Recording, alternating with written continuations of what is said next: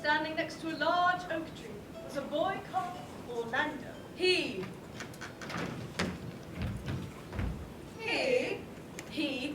but there could be no doubt of his sex. Though the fashion of the age did something to disguise it. Was in the act of slicing at the head of an infidel. I do so long to chop the head off an infidel, but I am, as yet, only 16. Sights exalted the bird and the trees, And made him in love with death. I am alone. He sighed profoundly Oh, and flung himself on the earth at the foot of an oak tree. and in his mind, image followed image. The oak tree was the back of a great horse that he was riding. Or the deck of a tumbling ship. For he felt the need of something to which he could attach his floating heart. I will, Orlando thought. I will write a great poem about the oak tree. He tried to describe nature. He wanted to match the shade of green precisely. The green of the grass. The green of the grass. The greeny green of the grass. But green in nature is one thing, green in literature quite another. When a trumpet sounded, Tomorrow, I will write a great poem about the oak tree. Tomorrow. Orlando saw that his great house in the valley was pierced with lights. The queen had come. Orlando dashed downhill. He was ready. He was flushed. He was excited. But he was terribly late. He reached the banqueting hall only just in time to offer a bowl of rosewater to the great queen herself. Such was Orlando's shyness that he saw no more of her than her ringed hand in water. But it was enough. It was a memorable hand. A thin hand with long fingers always curling his round orb or scepter. A nervous crab's sickly hand. A commanding hand. A hand that had only to raise itself for a head to fall. Yes, the queen had a hand. Orlando guessed, attached to an old body that smelt like a cupboard. Come. The queen studied Orlando. She read him like a page. Eyes, mouth, nose, hands, hips. By God, he has the shapeliest legs of any nobleman in England. What is your name, dear boy? Orlando. The queen plucked a ring from her finger. The joint was rather swollen. Orlando, I want to give you this ring. I hereby name you my treasurer and steward. Thank you, Mum. Lands were given him. A great house assigned him. He was to be the son of her old age. And the flower bloomed and faded. And the sun rose and sank.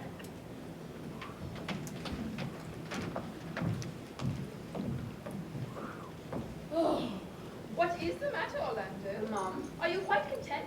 You don't seem your usual self. Perhaps you are bored. Perhaps you do not play with boys your own age quite enough. How could boys my own age compare with the queen, Mum? That's the spirit, Orlando. The long winter months drew on. Frost covered all the trees. The nights were of perfect stillness. One morning, the queen was practicing a speech. My loving people, I know I have the body but of a weak and feeble woman, but I have the heart and stomach of a king, and of a king of England, too. When all of a sudden, The queen saw in the mirror, could it be Orlando? kissing a girl. Who in the devil's name is this brazen hussy?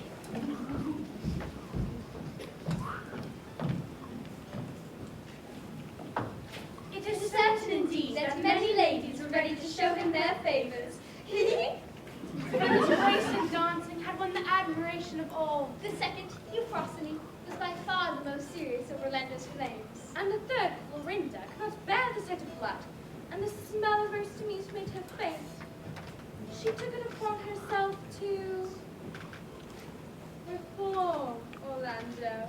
Orlando did not much regret it when Clorinda died soon after of the smallpox. Once, however, Phil was so ill-advised as to whip a spaniel that had torn one of her silk stockings beneath Orlando's window. I love animals. I'm sorry, but I'm forced to break off our engagement forever.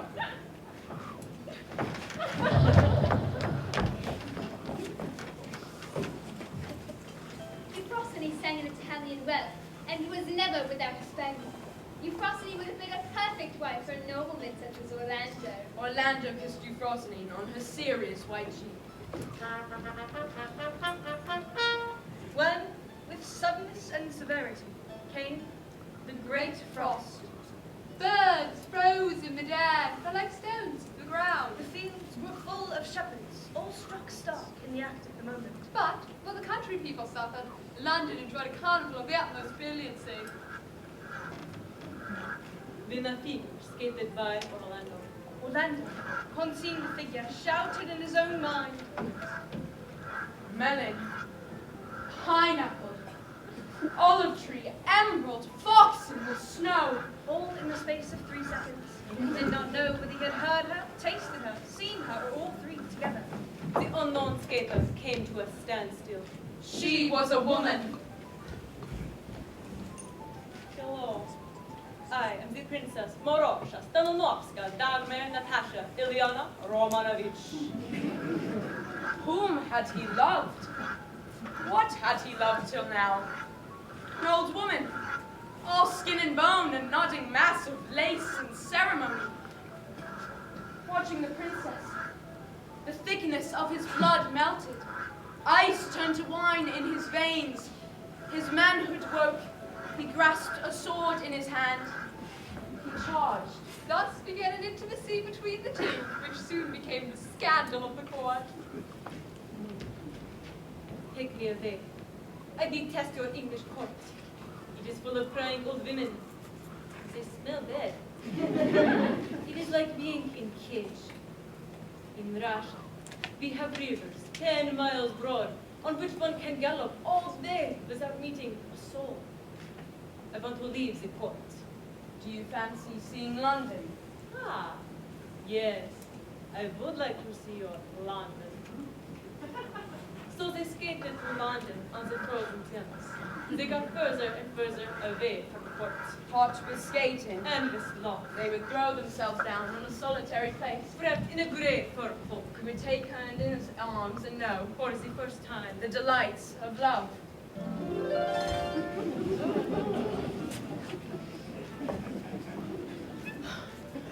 You are a fox, an olive tree, an emerald. Orlando tried to tell her what she was like. Darling, you are a. But words failed him. What did she hide from him? One day, we will live in Russia together, where there are frozen rivers, and wild horses, and men who gash each other's throats open. Yes, my love.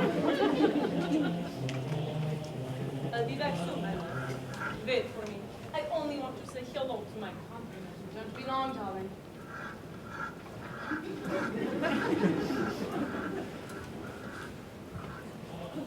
So Orlando waited. The sun was sinking rapidly. Sasha had been gone an hour.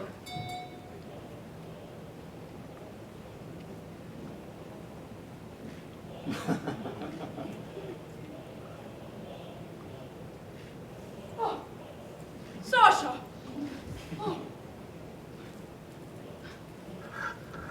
Orlando, dear, are you all right? What is the matter? You must have been dreaming. You must have been faint. you ran towards the sailor. You kissed him. The room was dark. Shadows must have moved. There was a heavy box. I helped one of my countrymen to move. No, I saw you. You kissed him. You did.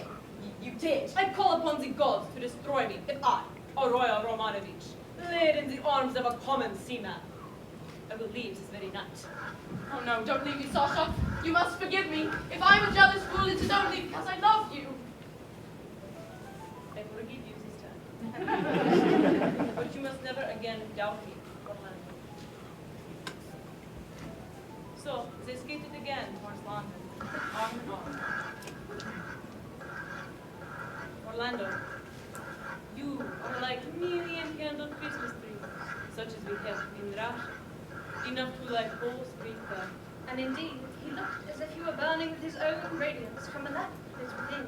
Night came on. The royal couple found themselves in the midst of the common people. A carnival! All the riffraff of London was there, pressing forwards from Spain.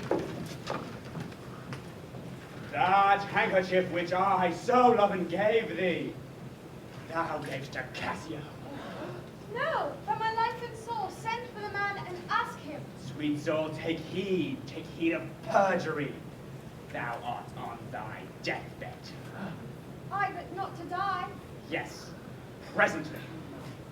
But I never did offend you in my life. Never loved Cassio. For such general warranty of heaven as I might love, I never gave him token. By heaven, I saw my handkerchief in his hand. O perjured woman, thou dost stone my heart. Oh, banish me, my lord, but kill me not. Kill me tomorrow, let me live tonight. Nay, if you strive, But half an hour, but while I say one prayer. it is too late.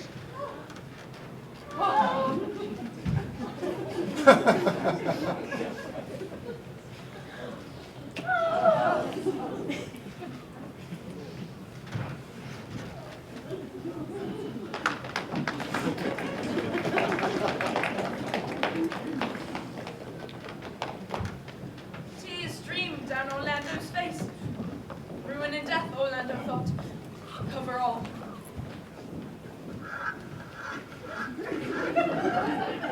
Orlando, do you remember?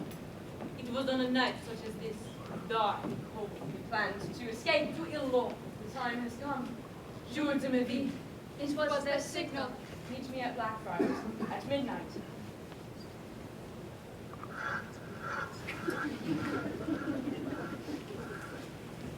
Long before midnight, Orlando was waiting. He checked his things. Money, food, wine, compass. Sasha. Where was Sasha? Soon 6 strokes became 60, then 600. Sasha! He would wait. He would wait. Suddenly, with an ominous voice, St. Paul struck the first stroke of midnight. She will come on the 6th stroke. She will come on the 6th stroke. She will come on the 6th stroke. The whole world seemed to ring with the news of deceit. Through the rain, just make out the shape of a ship on the rise and moving through the icebergs. Sasha! And then, silence.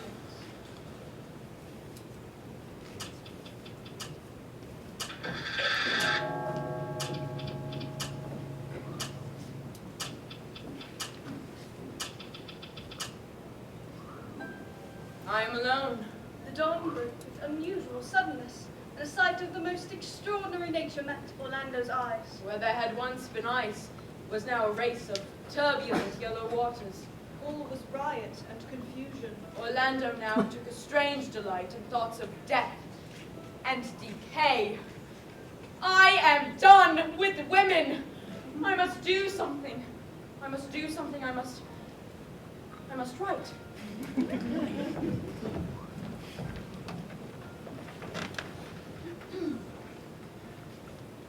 Fame is like a braided coat which hampers the limbs, a jacket of silver which curbs the heart. Oh, confound it all!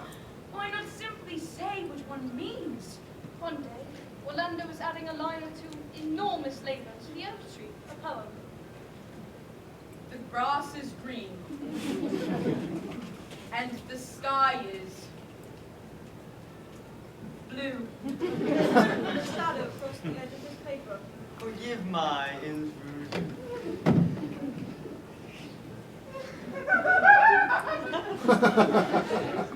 She spoke with so much tee-heeing and haw-hawing that Orlando thought she must have escaped from a lunatic asylum.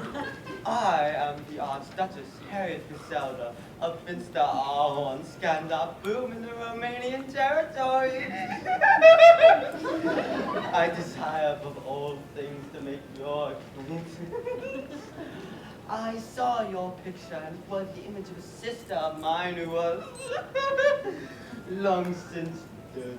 I am visiting your English court, the Queen being my cousin. I see. Everything they say is true. You have the shapeliest leg that any nobleman has ever stood upon. Thank you. Excuse me. Orlando was violently overcome by a passion of some sort. What sort of passion can this be? It's unaccountable. For Orlando heard. Far off. Beating of love's wings. He was ready to raise his hands and let the bird of beauty alight upon his shoulders when... Horror! Orlando. The vulture lust landed on Orlando's shoulder. Orlando, I'm waiting. Just a moment. Oh, God. For love has two faces and two bodies. One smooth, the other hairy. What's the matter, my innocence? You seem flushed. Has something excited you? No, I'm quite all right, thank you. And the Archduchess called on him the next day. Orlando. And the next. Orlando. And the next. Orlando. Orlando realized that his home was now uninhabitable. So, Orlando did what any other young man would have done in his place. He asked the king. Please, my lord, send me to Constantinople.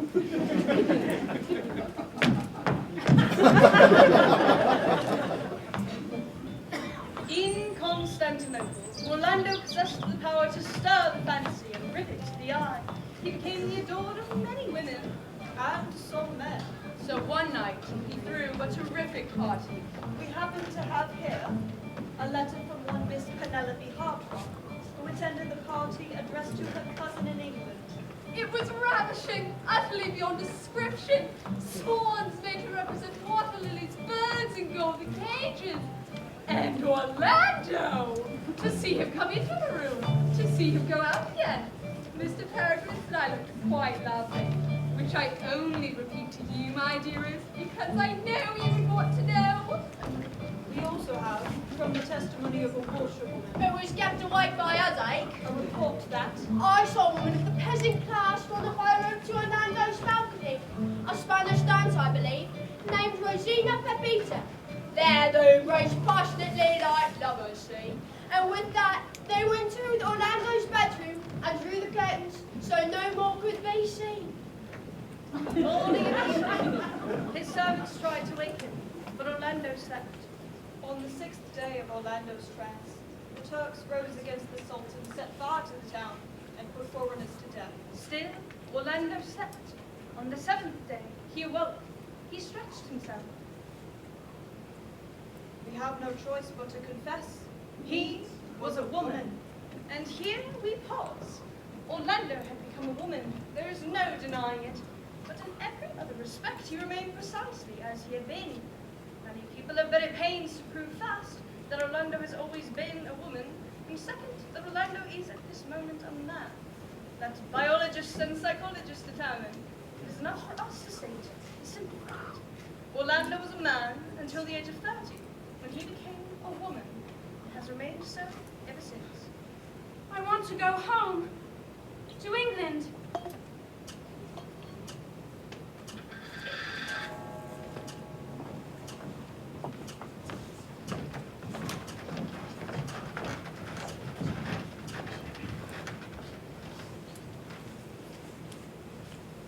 Orlando bought herself a complete outfit of such clothes as women then wore, and it was in just such a dress that she now stood on the deck of a ship heading towards England. May I get a chair for you, madam? Oh, yes, please. Yes, please. At that moment, she realized the stars, the difficulties, and the privileges of her new position. How odd. When I was a young man, I insisted that women be obedient, chaste, and scented. But I must now pay in my own person for those desires. For women are not Judging by her short experience of the sex, obedient, chaste, and scented by nature.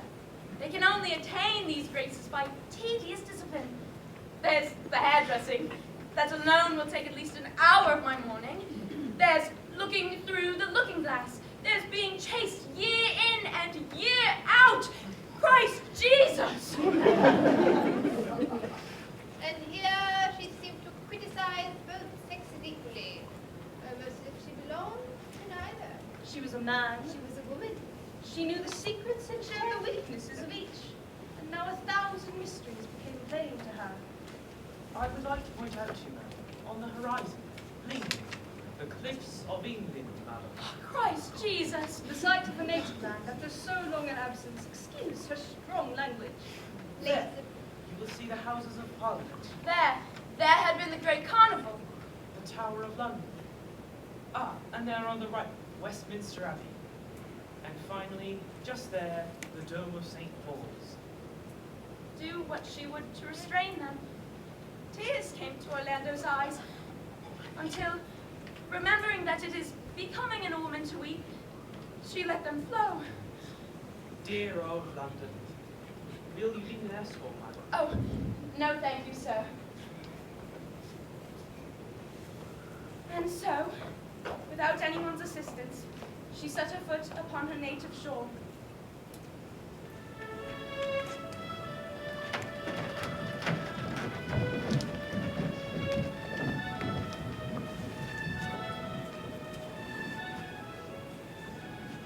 It was a fine evening in December when Orlando first arrived home. Home. My lord. Milady. My lord. Milady. The post. Milady. Thank you. If my lord is lady now, I've never seen a lovelier one. I've always had my suspicions. And as for my part, over the towels needing mending, it's high time we had a mistress.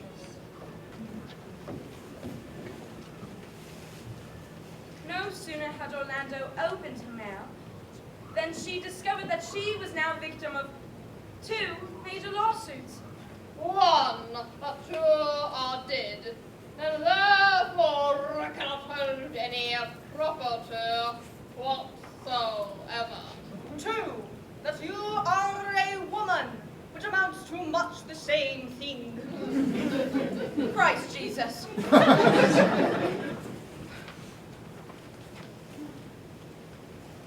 So, while the old servants gossiped, Orlando took a silver candle in her hand and roamed once more the hall, The galleries.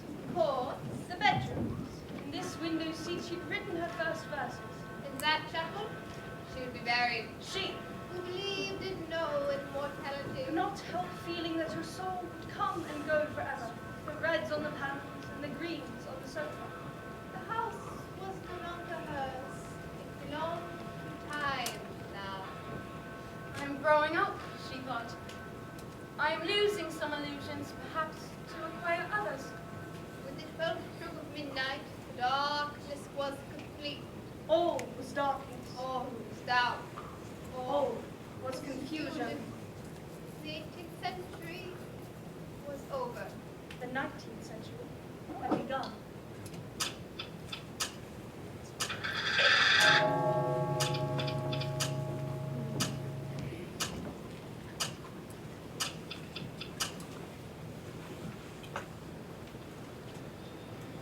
Rain fell frequently, but only in fitful gusts.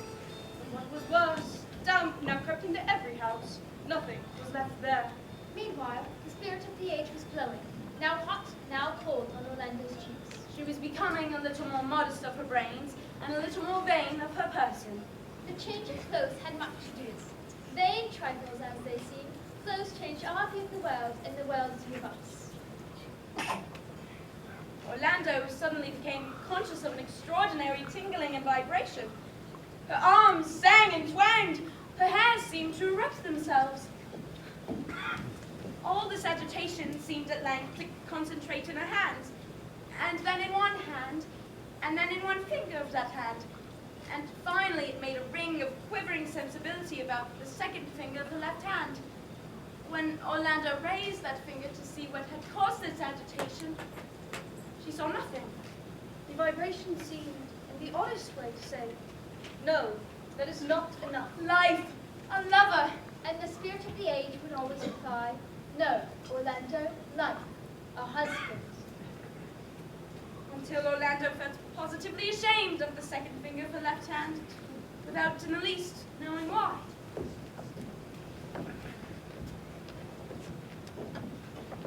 Let me see your hand, Grimstitch. Let me see your ring for a moment, Grimstitch. I'll just pull it up for a moment. No! Your ladyship may look if you please, but as for taking off me wedding ring, neither the Pope nor Queen Victoria could force me to. Since me Thomas put this ring on me finger, 25 years, 6 months, 3 weeks ago, and that's an exact figure, your ladyship. I've slept in it, worked in it, washed in it. In fact, it's by the gleam on this here ring that'll be assigned my station among the angels, and its luster would be tarnished now and forever if I were to let out me keeping, even for a wee bit. I'm sorry, Groomstitch. I didn't realize. Heaven help us. What a world we live in. And the tingling on Orlando's left finger persisted more violently than ever. Stop tingling. I will write. I will write. She picked up her manuscript, the oak tree.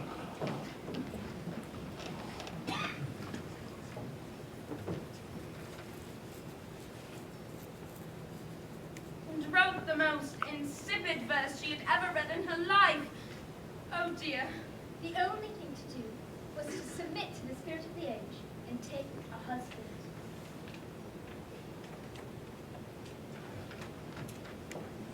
Orlando walked over the moor and up the hill. She picked up a feather and stuck it in her hair. She ran. A strange ecstasy came over her. And she tripped. I believe my ankle is broken.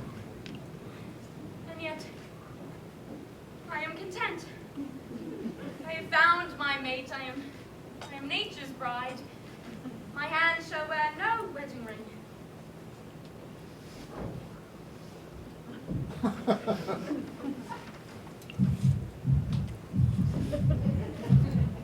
Orlando heard, deep within, some hammer. Or was it a heart beating? Madam, you're hurt. I believe I'm dead, sir.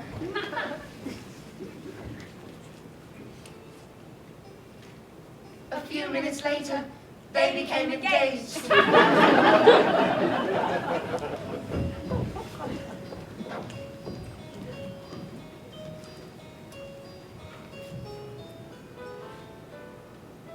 The morning after, as they sat at breakfast, He told her his name. Marmaduke Bonthrop Shelmerdine, Esquire. I knew it! But there was something romantic, chivalrous, passionate, melancholy, and yet determined about him. My name is Orlando. I knew it. For if one sees a ship in full sail, proudly sweeping across the Mediterranean from the South Seas, one says at once, Orlando. You're not a beggar, are you, Shell? I had a castle once, but it was ruined. So I became a sailor. How did you know? I guessed it. Why, yes. And I'm due to leave for the South Seas tomorrow. Oh no, don't leave me, Shell. I'm in love with you. No sooner had the words left her mouth than an awful suspicion rushed into both their minds at once. You're a woman, Orlando! You think I'm a man? Oh no, I am very much a woman. And you, for a moment, thought I was a woman. How ridiculous. You're so entirely sympathetic. And you never take more than 10 minutes to dress. How can it be? And you have a passion for peppermints. And you blush so easily. How can it be?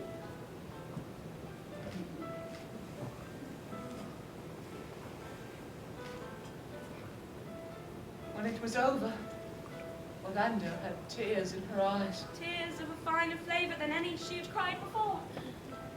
I'm a woman. A real woman at last. Thank you, Shell, for this rare and unexpected delight. You're welcome, Orlando. Each was so surprised at the quickness of the other's sympathy. And it was to each such a revelation that A woman could be as tolerant and free-spoken as a man. and a man as strange and subtle as a woman, So they would talk. and talk. And when Orlando's feet were covered with spotted autumn leaves, she would say, I'm off. For people die daily, die at dinner tables and out of doors in the autumn leaves. And so saying, I'm off, she said, in effect, I'm dead. after some hours of death. Usually, a bird would shriek, and she would come to life again. It's past now. I'm alive, darling shell. Until one day, they got married.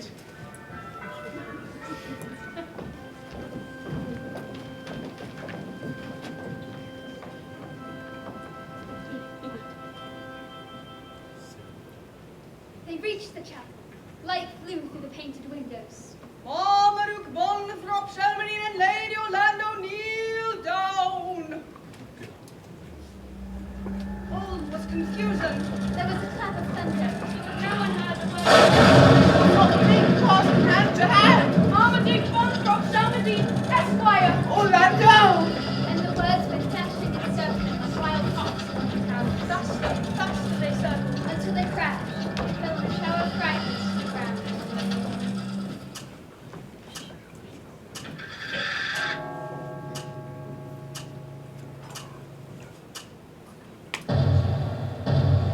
The 20th century had arrived.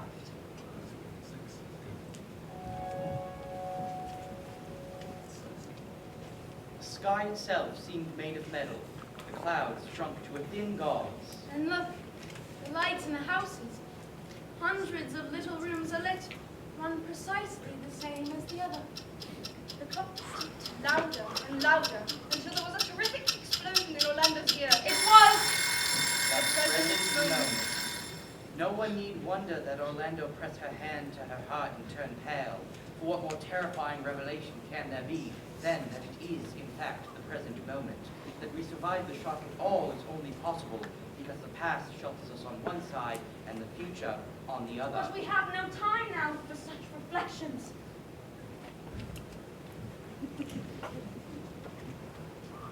This must be middle age, but I scarcely look a day older. And can we blame her for forgetting her age when she was actually hundreds of years old? The true length of a person's life is always a matter of dispute. It is a difficult business, this time-keeping, and nothing more quickly disorders time than contact with any of the arts. I look just as rosy as I did that day in the ice, when the Thames was frozen and we had gone skating. You are like million-candled Christmas tree, such as we have in Russia. Sasha, Enough to light whole street by. is it you, Sasha? A girl, by God, furred, pearled in Russian trousers, and yet faithless. Faithless, oh Sasha, why? I am sick to death of this particular self. I want another. Orlando, come here. For she had a great variety of selves to call upon. The boy who sat under the oak tree. The young man who fell in love with Sasha. The boy who offered the queen a bowl of rosewater. The poet. The fine lady. The woman who called Shelmedy. Orlando! Still, the Orlando that she wanted did not come. Who then am I? 36, owns a motor car, a woman. Yes, but a million other things as well. My snob, proud of my ancestors. Don't give a damn if I am. Truthful, I think so. Spoiled, perhaps. Clumsy, absolutely. I love trees and barns and the night. But people I don't know. Chattering, spiteful, always telling lies, and yet love. What of it? Sasha. Marmaduke. The house is at your service, Mom. Nothing has been changed. What's wrong, Orlando? Wrong? You don't seem like yourself. I'm not sure that there is such a thing, Your Highness. Don't be silly, Orlando. You are many things to many people. To me, you are a boy with delightful legs in silk stockings. Apparently you have changed. But no matter, the dead have wonderful memories. I would like, Your Highness, at the present moment to feel as though I am only one thing. Poppycock, don't be a bore, Orlando. You were never a bore in silk stockings. What is death like, Your Highness? Oh, that. Nothing, really. Just a prick in the sides. My sinuses are unbelievably clear. All is air. I long for death at moments. You've always been morbid. And yet, when I knew you, Orlando, you were filled with life. Exquisitely. You were bursting with it. Perhaps. But we don't know why we go upstairs or why we come down again.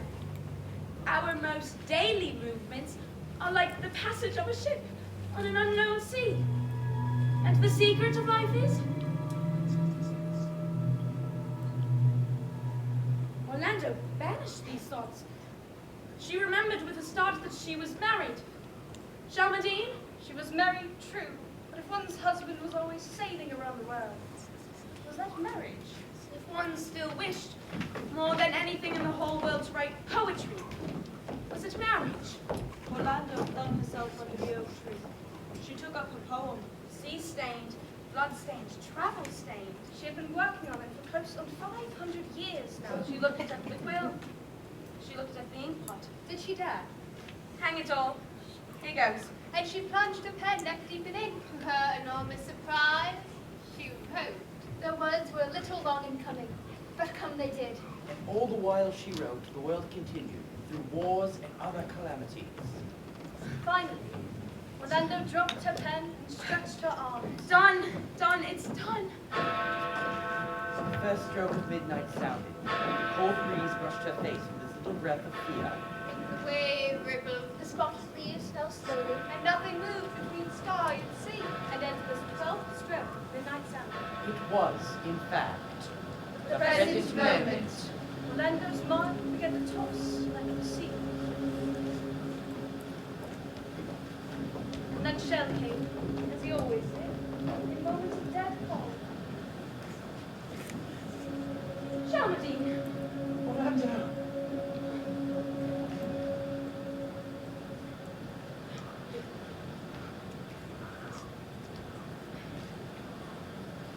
I can begin to live again. The little boat is climbing through the white arch of 1,000 deaths. I am about to understand.